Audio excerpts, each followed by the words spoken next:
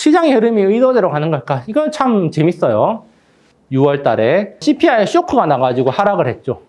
근데 또 7월 달에 CPI 쇼크가 났는데 시장은 상승을 했습니다. CPI 서프라이즈가 났는데 시장이 하락을 했어요. 또 CPI 쇼크가 나니까 또 하락을 했어요. 또 CPI 쇼크가 났는데 또 올랐어요. CPI 서프라이즈가 나니까 좀 올랐어. 그런데 또 CPI 서프라이즈가 났는데 하락을 했어요. 자, 우리가 일반적으로 생각할 때 지금 CPI가 굉장히 중요해요. 시장에서. 그럼 CPI 서프라이즈가 났으면은 어떻게 되는 게 일반적인 것 같아요? 상승해야 되고. 쇼크가 나면은 하락을 했을 것 같죠. 항상. 그런데 데이터를 보면은 쇼크 났을 때 하락했고, 쇼크 났을 때 올랐고, 서프라이즈 났을 때 떨어졌고, 쇼크 났을 때 떨어지고, 쇼크 났을 때 오르고, 서프라이즈 났을 때 오르고, 서프라이즈 났을 때 떨어지고. 규칙이 없어요. 규칙이 있는 것 같지만 규칙이 없습니다. 횟수로 따지면. 누군가가 그냥 떨어뜨리고 싶은 사람들의 의도대로 떨어지는 거고, 올리고 싶은 사람 의도대로 올리고, 뭐 그런 게 가는 게 아닌가라고 생각할 수밖에 없게 만드는, 또 음모론을 자꾸 생각하게 만드는 그런 하나의 지표죠. 공교롭게도 보면은 추세선, 앞에서 내가 그어놨던 거예요, 차트에. 이 추세선을 쭉 그어보니까 이 추세선을 상단에서 서프라이즈가 나도 추세선 뚫고 올라가는 게 아니라 떨어지고, 여기는 하향 바닥권에서 지금 쇼크가 나니까 올라가고, 바닥권에서 쇼크가 나니까 올라가고, 또 추세선 상단에서 서프라이즈 나니까 떨어지고, 뭔가 지금 시장의 경로를 그냥 어떤 바운더리 안에서 계속 움직이고 있구나, 경로 안에서. 그렇게 생각하게 만드는 자료다. 그래서 결국은 시장의 흐름은 큰 손의 의도대로 가는 건가?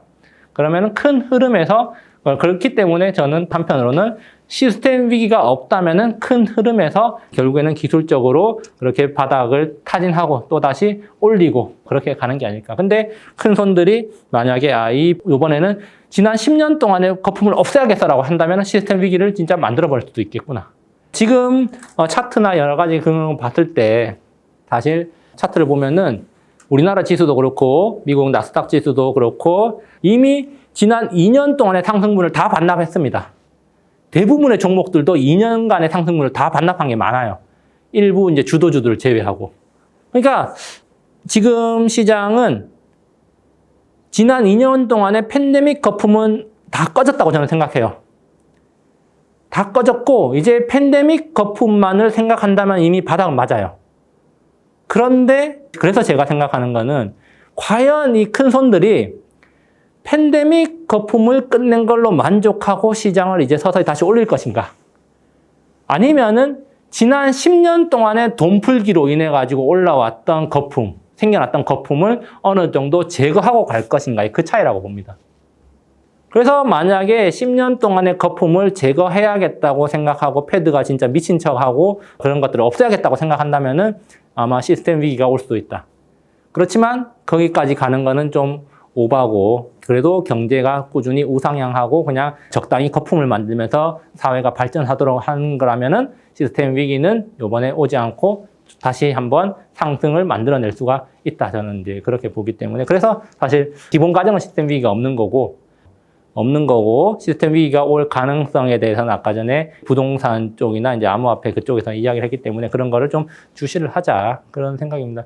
이미 그래서 결국 시스템 위기가 없다는 가정하에서는 지금 시장은 팬데믹 거품은 거의 다 꺼진 게 아닐까 생각을 하고 있습니다. 물론 이제 일부 종목이 좀 이제 거품이 남아있기 때문에 지금 이제 시장의 거의 막바지에서 그런 일부 종목들의 거품을 제거하는 걸로 시장의 하락이 마무리되지 않을까라는 생각을 해봅니다. 저번에 이제 소개를 했던 건데 저번에는 2단계와 3단계 중간에 있다고 지난 7월에 이야기를 했었는데 이제는 4단계로 접어드는 시기가 아닐까.